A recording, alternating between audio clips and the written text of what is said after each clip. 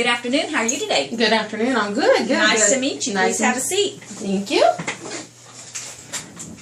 Well, I understand you're here to interview for the position that we have open. Yes, ma'am. And I have a few questions for you. So are you ready to get started? Yes, ma'am. Why don't you tell me a little bit about yourself? My name is Becky Forrester. Like you've noticed on my resume that I sit in. I am married to my best friend, and we have a daughter that's 18, fixing to graduate from high school this year, so she's about to start college. And I enjoy spending time with my family. We love going to concerts, going to the beach. That sounds like fun. Oh, yeah, definitely. Especially when you don't have the little ones. Yeah. And then I have, a niece and a nephew, and my nephew plays football, and my niece cheerleads, so we love going and watching them. Boy, y'all stay busy. Oh, definitely. What do you know about our school? I do know that your classes of instruction are relatively small, and that your student support services are strong, and that your curriculum programs are diverse to help all students. Very good. You've done your homework. Yes, ma'am. What are your greatest strengths as a teacher? Oh, wow. I would say my greatest strength as a teacher would be able to connect with children. I just have a love for children. I've always had that connection with children, with small children, and I feel that's a great asset to me in the classroom. I also enjoy maintaining a warm, successful learning environment. If the children don't feel welcomed in the classroom, I don't feel that they learn as well. Yeah. So I do believe that it has to be a welcoming environment. That sounds good to me.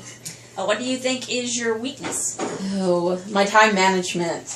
I tend to start a lesson and get caught up in that lesson, and you just keep going and going and going. And then when the children are involved and interacting and asking questions, and you just lose your time concept there. So I really need to work on that. Very good. I have learned that if I have a timer next to me, and it kind of lets me know, I set it for 5 minutes before the end of the lesson, so I can go ahead and close up everything and start getting back on track. Very good. One of the goals in our district is to increase parental participation. What can you do to support this goal? Oh, I believe that I know that most teachers think that they only work from 8 to 3 and then they're done. But I do realize that most parents do work 8 to 5. Right. They don't get home and get to their child's homework until 6, 7 o'clock at night, and they're opening it going, really, I need to call the teacher, and it's late. I've always been one to be able to think that a teacher should have an open door policy. If they have a problem with a teacher or with something that's going on, they should be able to call that teacher. I do like to keep my phone line open until about 8:30 at night, so those parents, when they do get home and get their children fed and everything, and sit down and say, okay, let me see what's going on. So I believe that needs to happen too. They need to be able to call, and then just things that we have at the school, inviting them to that and letting them know that we are having this going on and that going on, and you're more than welcome to come and enjoy it with us. Very good. Describe your teaching style. My teaching style, I am very consistent. I believe that children need structure, and you need to be consistent with that structure, especially with 3rd grade to 4th grade. Oh, yeah. And I'm a positive person, and I don't lose my temper. I have a lot of patience with children, which I need. Oh, you definitely need to have it with those that age group. Yes. In what areas do you need to improve? Improvement. Probably my tone and my voice. I have a very loud voice. It carries. My husband and my daughter are constantly telling me, Mom, you're so loud. Calm down. And I don't see it. I've heard that a time or two in my life. So I need to work on that, and just being aware of my tone and my voice, and knowing that it does carry, because I know it will disturb my fellow teachers and other students. Right. Let's see. How long would it take you to make a meaningful contribution to this school, to our school? Oh, that's a good question. At my present job, I began making a significant contribution immediately. Mm-hmm. With every job, it's different. I've always been told that I'm a quick learner. And I can assure you, though, that I will work as hard as I can. So, very good. How do you establish yourself as a person in charge or to establish control over the classroom setting?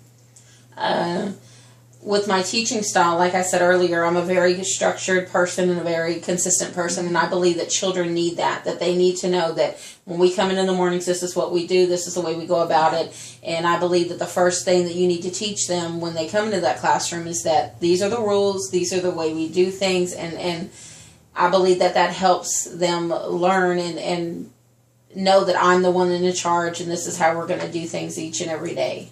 Yes, that would be good for them. I'm going to give you a scenario. Okay. An angry parent visits you as a result of a fight between their child and another child on the playground. How would you handle this angry parent? Well, first off, I would make sure that there were no students around. If there were, I would go ahead and pull the parent away from the child. And I know that parent is going to be in defensive mode. They're going to be like, my child got hurt and it's mine. Mm-hmm. And we need to understand that is because we're all parents ourselves. So I would put myself in her position, and I would be in defensive mode too, and just let her vent and speak. And then tell her that we assure her that we are working on it. We know about it. Of course, not to give other students names or anything like that, but just to tell them, I know it happened, and we're working on correcting the situation so it won't happen again.